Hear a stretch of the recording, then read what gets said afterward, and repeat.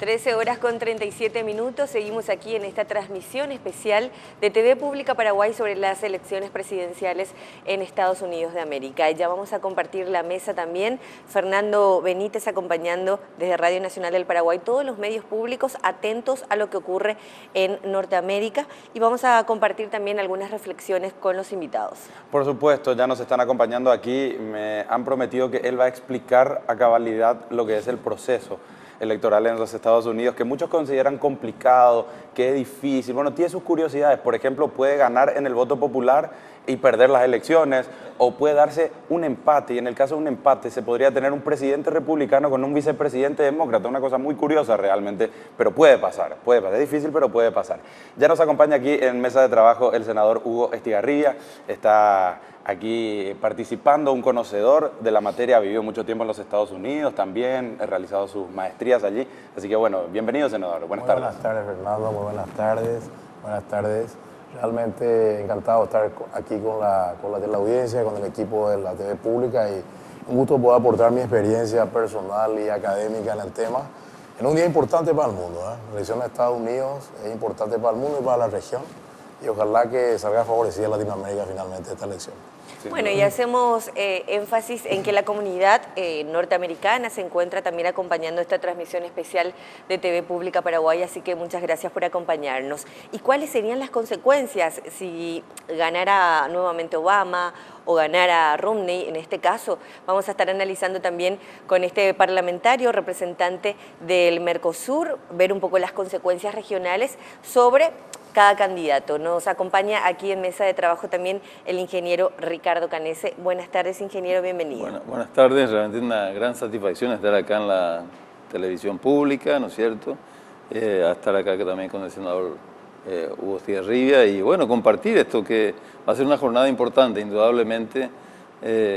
Como decía, ¿no? Cuando Estados Unidos, Nueva York tiene un resfrío, acá en América Latina tenemos una pulmonía, o sea, claro, indudablemente lo que pasa en Estados Unidos tiene repercusiones muy fuertes en nuestra región.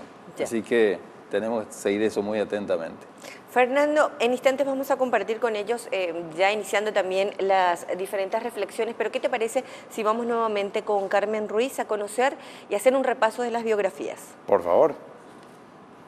Bueno, y justamente tenemos las biografías, el perfil de cada uno de los candidatos, pero queremos presentarles primero a Barack Obama, quien es el actual presidente de los Estados Unidos. ¿Qué está en juego? ¿Qué es lo que él quiere hacer si es que vuelve a ganar estas elecciones en Estados Unidos? Barack Obama fue el primer afroamericano en ser presidente de los Estados Unidos. El discurso social multirracial de este abogado demócrata de 47 años y su imagen fresca, además de un temple de acero en los momentos cruciales de la contienda, fueron algunas de las principales razones que lo catapultaron en este histórico proceso político. Su carrera en la política abarca poco más de 10 años.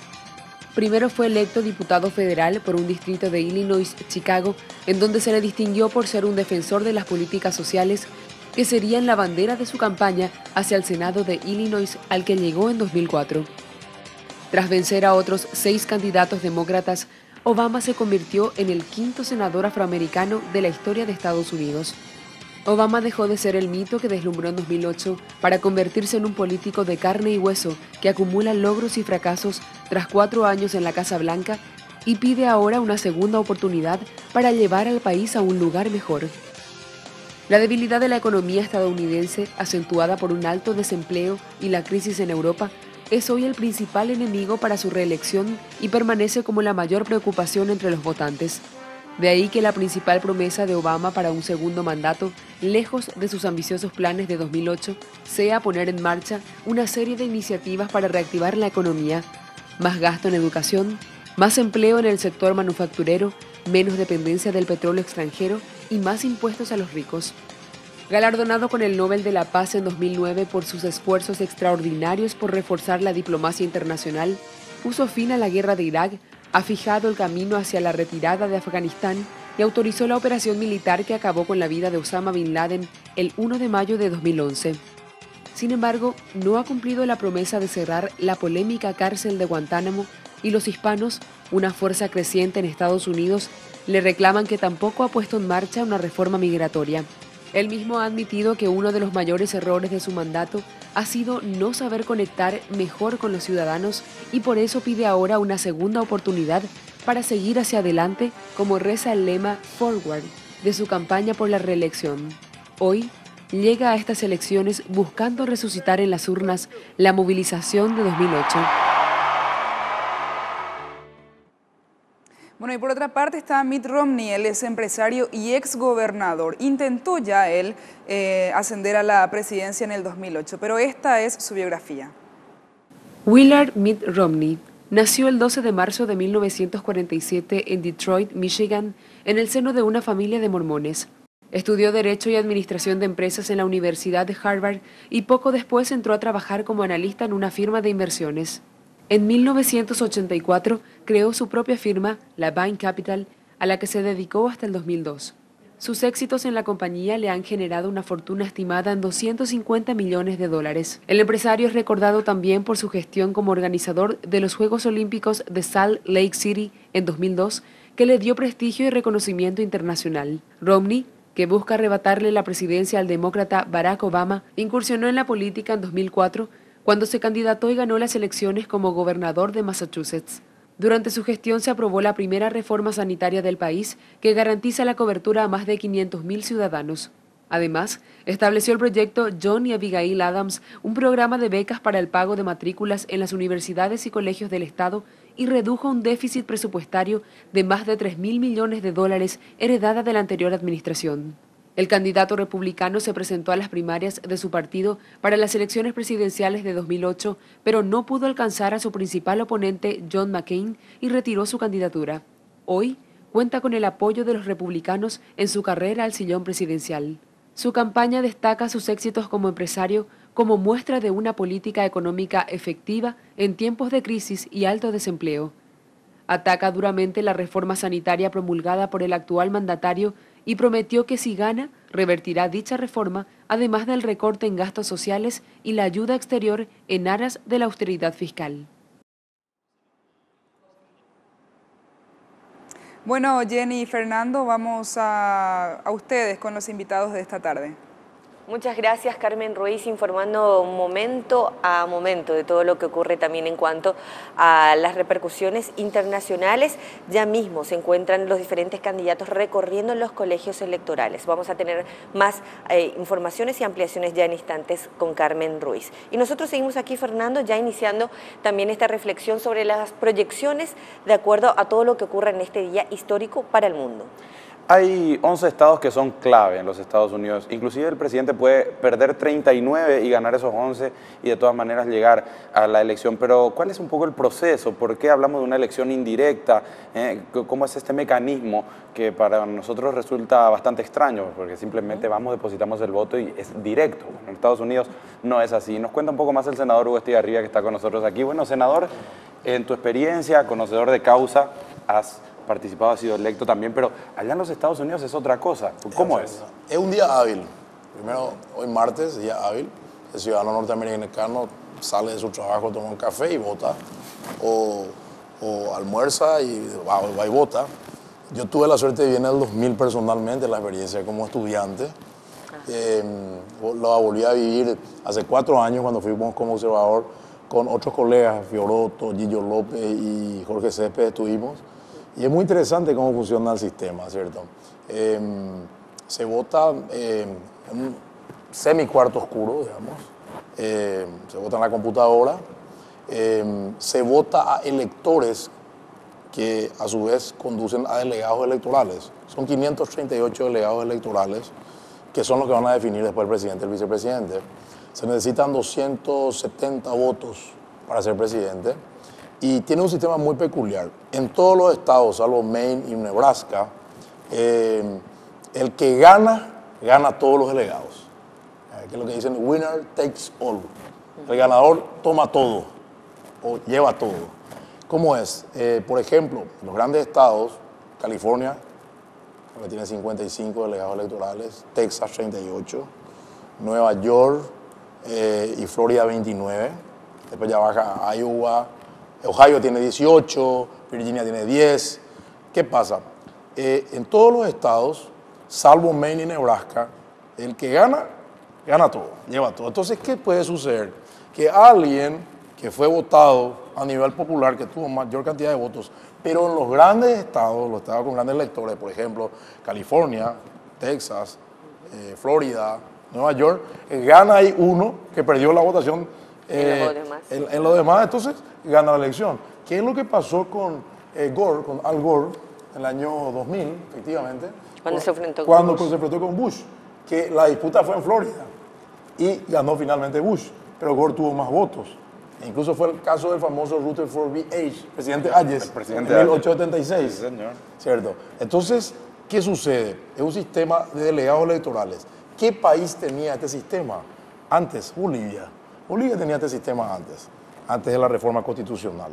Entonces, ¿qué pasa? Estos grandes electores se reúnen en sus estados en diciembre y votan por el que va a ser presidente. Una vez votados estos electores, después van y votan. Y ahí se decide quién es el presidente. No hay obligación para los electores de votar por el que querrían los electores iniciales, digamos. Pero siempre se da esa lógica. ¿Qué pasa si no se alcanzan los 270 votos? Y bueno, ahí la Cámara de Representantes, donde cada estado tiene sus votos, define.